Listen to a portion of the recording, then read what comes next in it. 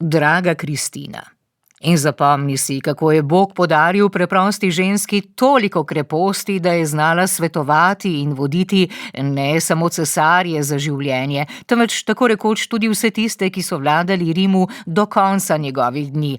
Se je napovedala vse bodoče dogodke v cesarstvu. Povej mi, prosim, ali je bil kdaj kakšen moški, ki je naredil kaj takega? Ti pa si se nekoč prav neumno pritoževala, da pripadeš istemu spolu kot ta izredna bitja, misleč, da je ta spol pri Bogu v nemilosti.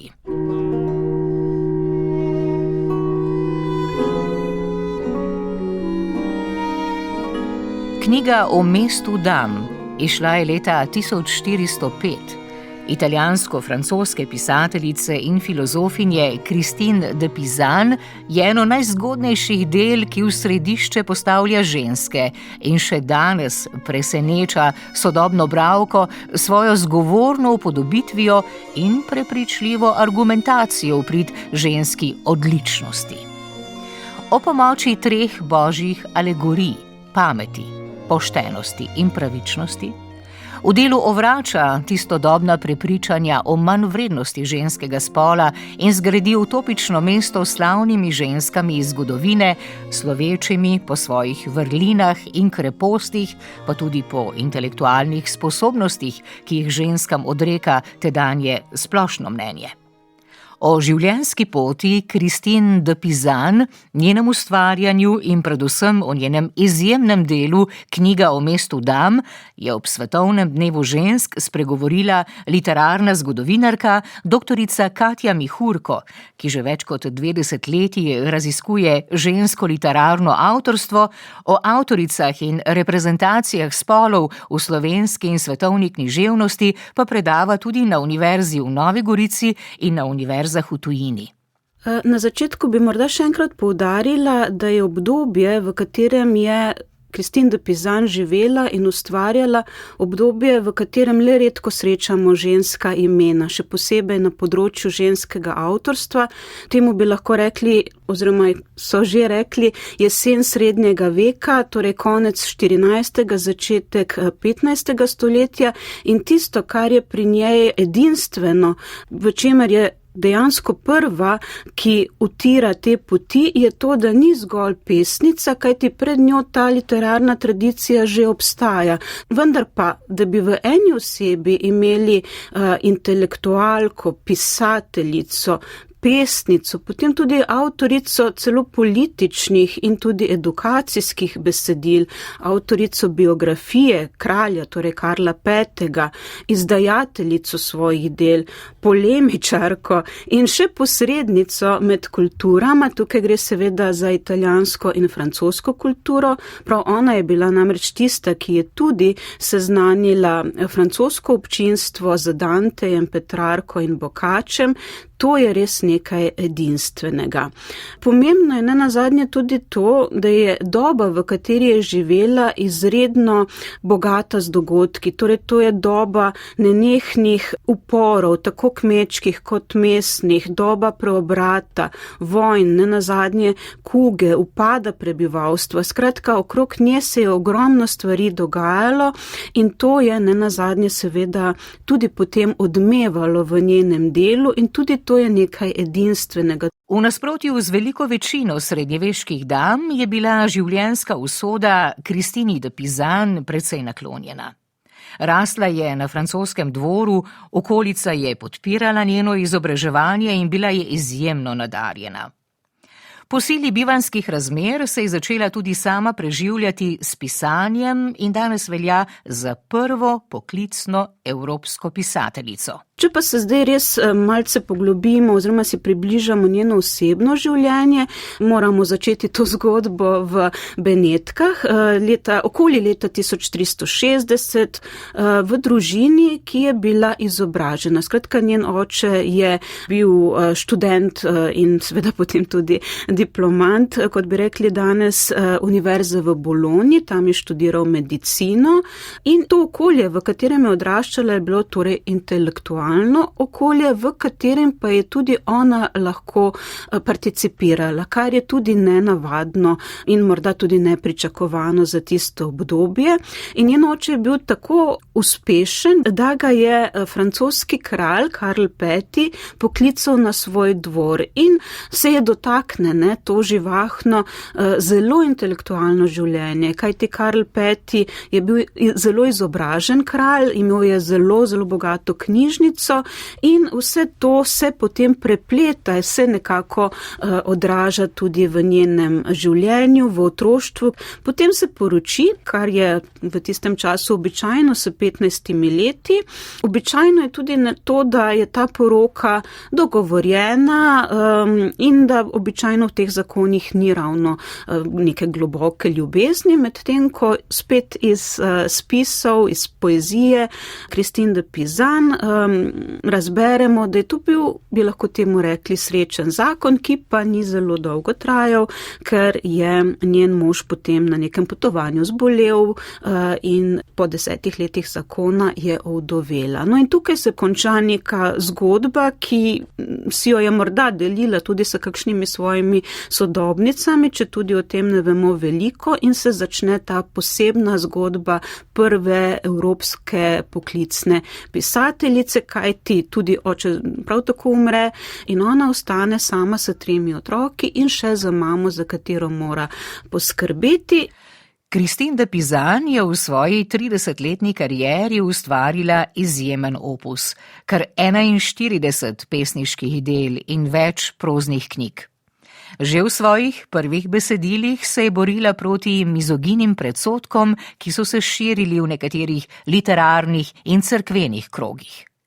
Rada je opominjala, da ženske niso le device, žene ali vdove, temveč bi morale imeti aktivno in razsvetljeno vlogo v družbi in politiki, kjer bi lahko zagotavljale moralno vodstvo.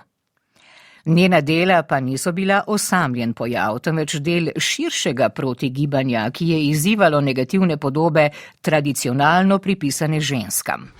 Ja, najbolj odmevna je gotovo bila polemika okrog romana Orožji. To je bilo srednjeveško delo, ki sta ga napisala 2 avtorja. Prvi avtor pravzaprav ni vključil v delo tega sovražnega govora, mizoginije do žensk.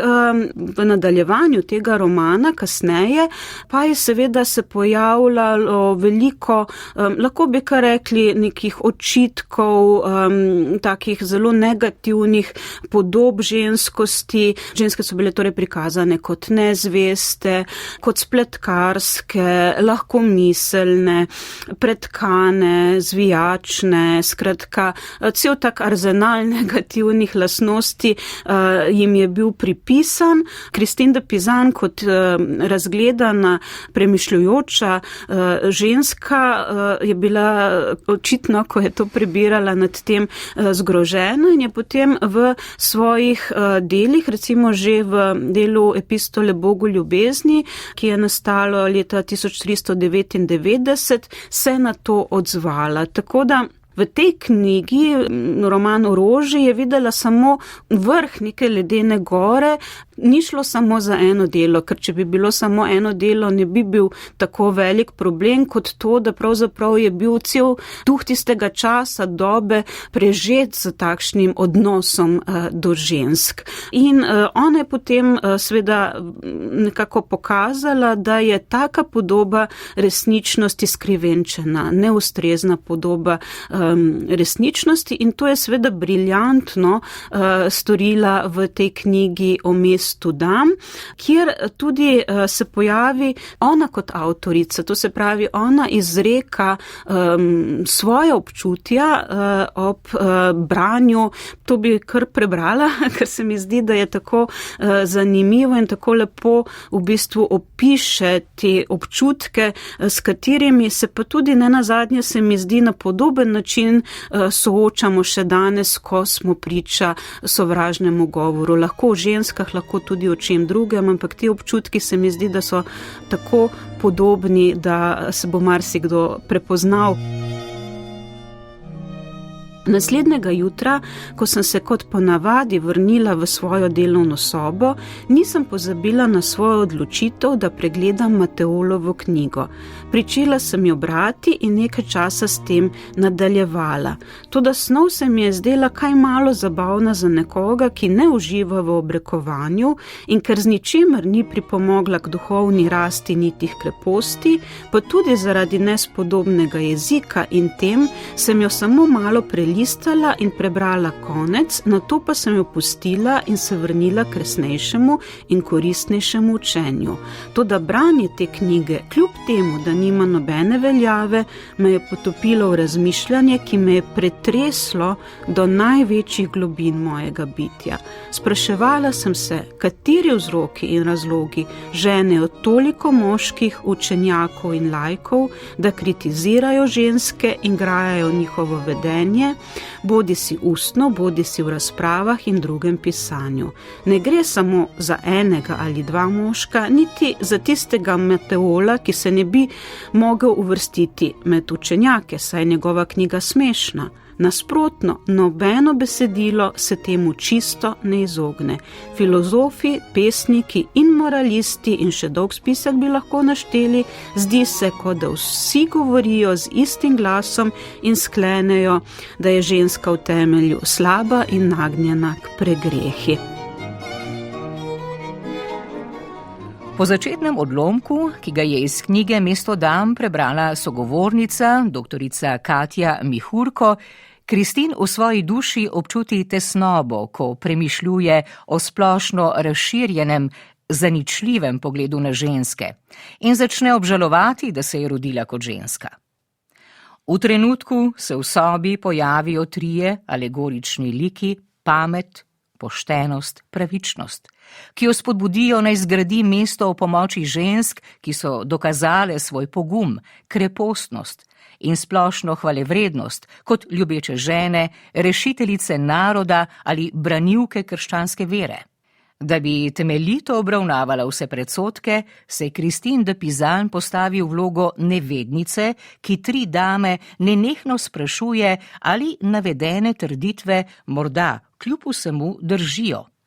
Na takšen način Christine de Pizan demantira številna področja v prid ženskam, pri čemer se opira tudi na vpliv na literarna dela tistega časa. Dejansko se navezuje na dela, ki so nastala pred njo, recimo Sveti Avguštin, potem seveda znamenita Bokačeva zbirka zgodb o slavnih ženskah iz antike in mitologije. Ta je nastala približno takrat, ko se je Christine de Pizan rodila in jo je gotovo poznala, ker je bilo to zelo pomembno delo.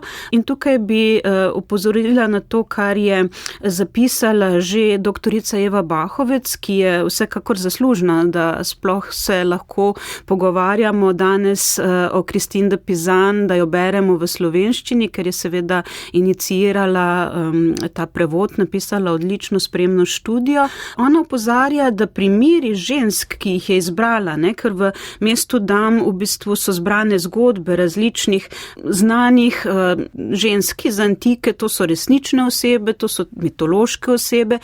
Skratka, ne gre za to, da bi obstajale ženske, ki so izjemne, ki so redke, ob ženska, ki so pa večina, in so šibkega telesa, omejenega duha, tako jih je pač srednji vek in seveda že obdobja pred njim tudi prikazoval, ampak v bistvu Christine de Pizan, kot piše doktorica Bahovec, popolnoma zavrne ta raznolika številna stališča, da so ženske v temelju slabe in nagnjene k pregrehi. In v bistvu te enoglasni obsodbi žensk ona zoperstavi pozitivno podobo žensk, ki so spreminjale svet. In niso žrtve moških, to je zelo pomembno. Ona ne razume sveta kot zaroto moških proti ženskam, ampak je v bistvu problem v tem, da so ženske, če so že žrtve svoje nevednosti, ki pa je seveda posledica tega, da jim družba ne omogoča, da bi si pridobile enako izobrazbo, razen v redkih primerih, kot je pač njen lasten primer. Če pa imajo izobrazbo, je pa prav Christine de Pizan najboljši primer tega, da potem lahko izstopijo iz te vloge in tudi seveda presežejo to pasivno vlogo ženske, ki je takrat bila seveda običajna, ne. Gospa, navdušena sem nad vsem, kar mi govorite. Toliko dobrih del dolgujemo bistroumnosti žensk. Kajti moški nasplošno trdijo, da žensko znanje nima nobene vrednosti in kot očitek pogosto slišimo, da je kakšna neumnost zagotovo ženska zamisel. Skratka, splošno priznano mnenje moških je, da ženske nikoli niso bile kaj prida koristne in da so dobre samo za rojevanje otrok in predenje volne. Odgovorila mi je: v tem dobro vidim nehvaležnost tistih, ki tako govorijo. Toda zdaj lahko razumeš, da je Bog, ki ničesar ne naredi brez razloga, hotel pokazati moškim, da ženskega spola ni cenil nič manj od njihovega. Dejansko je ženski tako razsvetljiv, da se lahko ne samo učijo in osvajajo znanosti, ampak celo odkrivajo nove, tako koristne in donosne znanosti za človeštvo, da bi težko našli potrebnejše.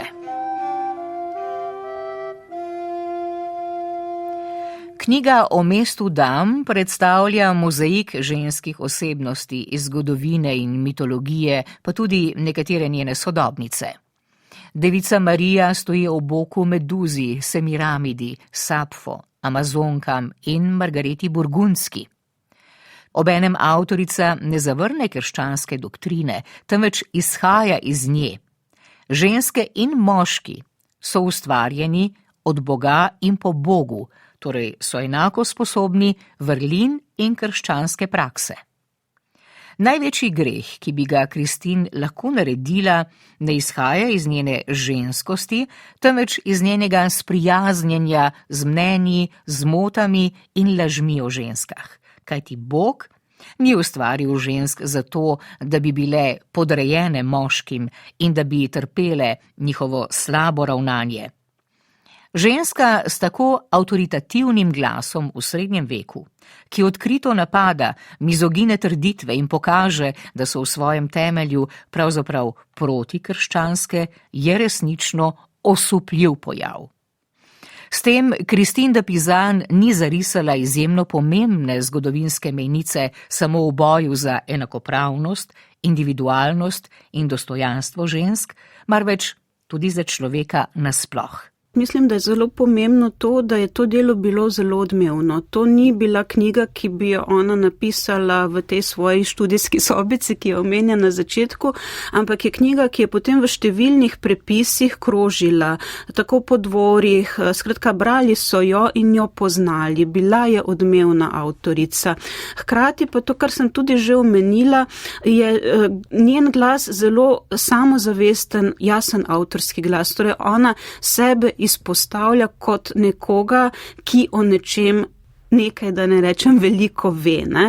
In seveda gre tudi za žensko izkušnjo, ne. Torej ta glas in je tudi dvoumen, ne. Torej ne gre zgolj samo za izpostavljanje slavljenja žensk, ne. Christine de Pizan seveda tudi izpostavlja njihove slabe lastnosti, ki pa hkrati tudi opozarja, in tukaj seveda spet njena briljantnost, jih dostikrat tudi sprevrže, ne. Skratka, oziroma opozori, da so bili sprevrženi in ona pokaže, kaj je pravzaprav prava podoba. Torej, zanimivo je seveda tudi to, da na neko najvišje mesto, ne, postavi devico Marijo, svetnice, in prav to, ne, da seveda ne slavi zgolj žensk, ne, in ne samo izpostavlja sovraštva, temveč se zavzema za neko novo vlogo žensk, za opolnomočenje žensk z izobrazbo in potem ne nazadnje za sobivanje z moškimi, kar je seveda za naš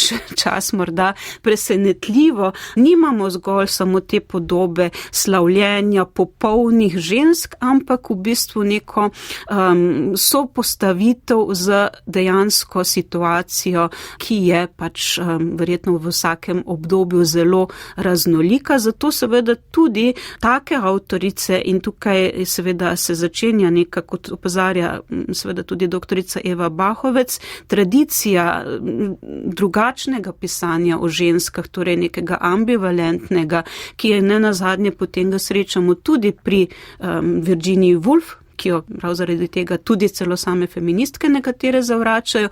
Tudi v tem smislu je Christine de Pizan začetnica in tudi tega ne smemo pozabiti, ko govorimo o njej.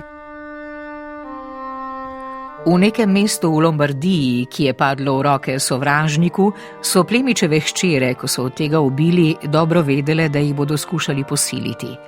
Tako so našle čudno ukano, ki jim je bila sicer popolnoma v čast. Vzele so meso surovega piščanca in si ga dale v nedra. Kmalu se je zaradi vročine meso začelo kvariti in ko so se jim sovražni vojaki približali, jih je kar dušilo od smradu. Tako so hitro odnesli pete in vpili: "O bog, kako smrdijo te lombardke!" Ampak ta kužni smrad je bil dišava kreposti.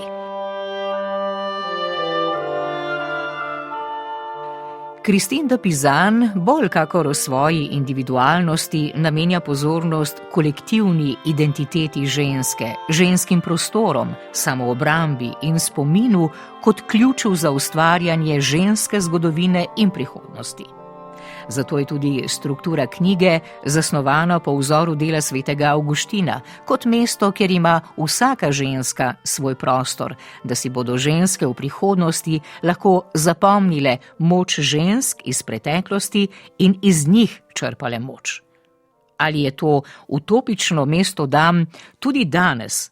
In morda, še posebej na 8. marec, lahko zatočišče pred napadi tistih, ki zagovarjajo več vrednost moškega spola in prostor, kjer so ženske priznane zaradi svojih vrlin? Ja, mislim, da je mesto dam lahko navdih, opora za vztrajanje na tem, da se pravice, ki smo si jih pridobile, uresničujejo in ohranjajo, da se borimo zanje tam, kjer jih še ni, ne sme pa biti zatočišče. Zakaj ne? Zato, ker bi to lahko po mojem pomenilo tudi pasivnost in beg pred soočanjem s poskusi utišanja in zmanjševanja pravic, tega pa si po mojem današnji družbi ne moremo privoščiti. Napak je trditi, da večina žensk ni krepostnih. Niso one tiste, ki počnejo grozote in zločine, ki stalno pretresajo človeštvo. Še več, celo med Kristusovimi učenci, ki jih je bilo samo 12, se je znašel eden hudo slab. In moški si upajo trditi, da bi morale biti vse ženske dobre in da bi morali kamenjati tiste, ki niso, ampak prosim jih, naj najprej pogledajo globoko vase in naj tisti, ki je brez greha, prvi vrže kamen. Zagotovo, povem ti, ko bodo moški popolni, jih bodo ženske posnemale. Ob svetovnem dnevu žensk je v srednjeveškem romanu Knjiga o mestu dam spregovorila doktorica Katja Mihurko, literarna zgodovinarka in profesorica na Univerzi v Novi Gorici. Z njo se je pogovarjala Klara Otorepec. Tonsko sta oddajo uredila Mirta Berlan in Miha Klemenčič. Vezno besedilo sem brala Lidija Hartman.